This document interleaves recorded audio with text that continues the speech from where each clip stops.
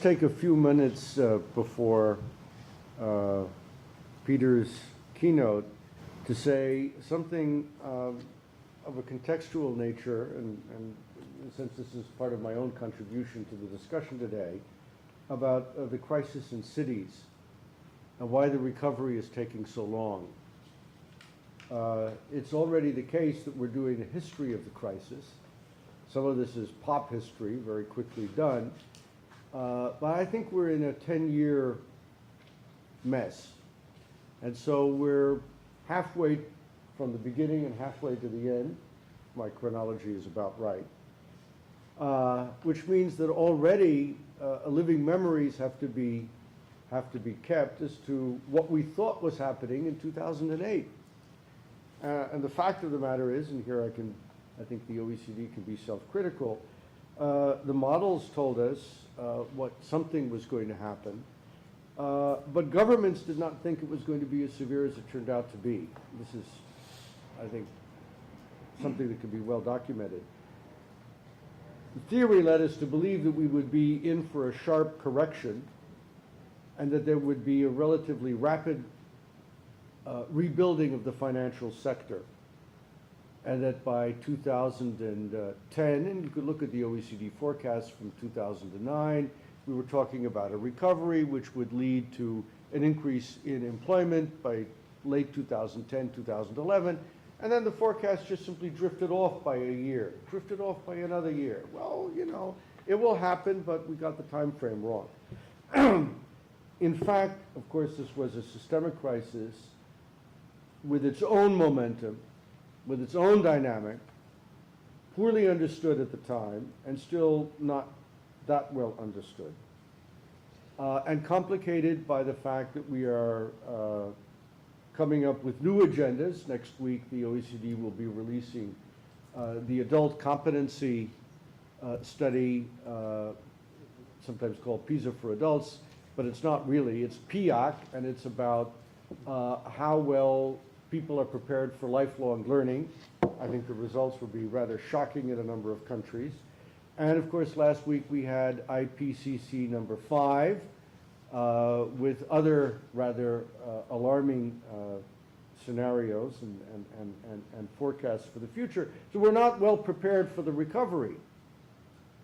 And no one is really talking about repairing the damage that's coming about from the crisis itself. The recovery will not repair the damage.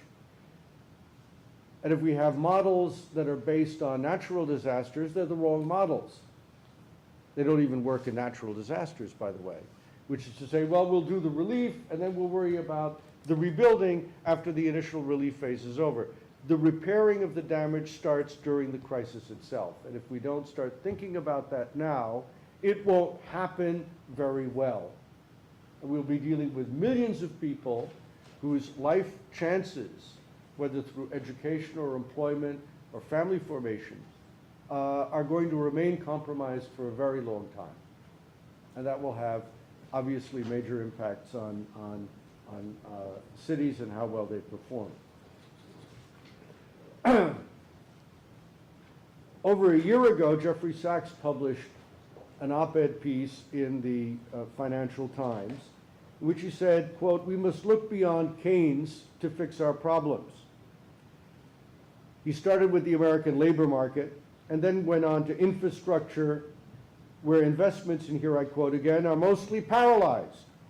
Every country needs to move to a low-carbon energy system. What is the U.S. plan? There isn't one. What is the plan for modernized transport? There isn't one. What is the plan for protecting the coastlines from more frequent and costly flooding? There isn't one. Trillions of dollars of public and private investments are held up for lack of a strategy.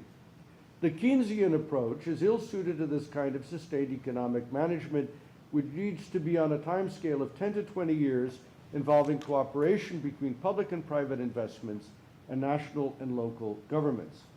Close quote. So there's a crisis of decision-making. Now, if we go back to the 1930s, we see one critical difference as it respects cities. The 1930s crisis was understood to be an urban crisis. a problem about the maladjustment of the legacy of industrial urban development of the 19th century to the economic and social conditions of the 20th century. Housing, environment, employment, education, public services, the works. Good or bad, there were urban strategies in totalitarian systems and in democratic systems. There is no urban strategy to cope with this crisis. We are not here to write one, but we have to recognize the fact that this is where we are.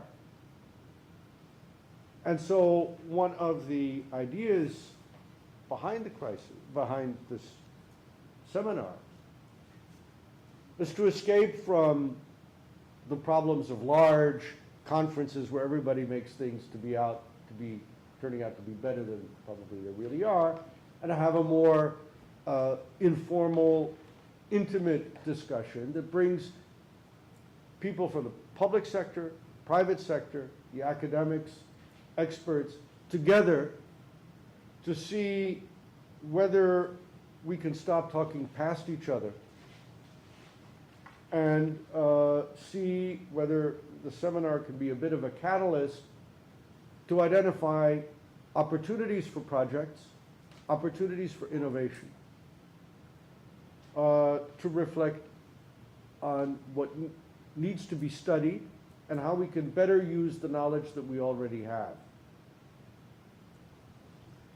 So in a sense, this seminar is an experiment, and where better to have an experiment than in a university. So with these few words from me, to probably add to all the things that you already had on your minds coming into this event, and to respect the schedule, which I think we have to at least try to do in the morning to get ourselves going, I'm very pleased to ask Professor Nick Clifford to chair the next session. And thank you very much. We'll look forward to seeing you again later. Likewise. You're very welcome.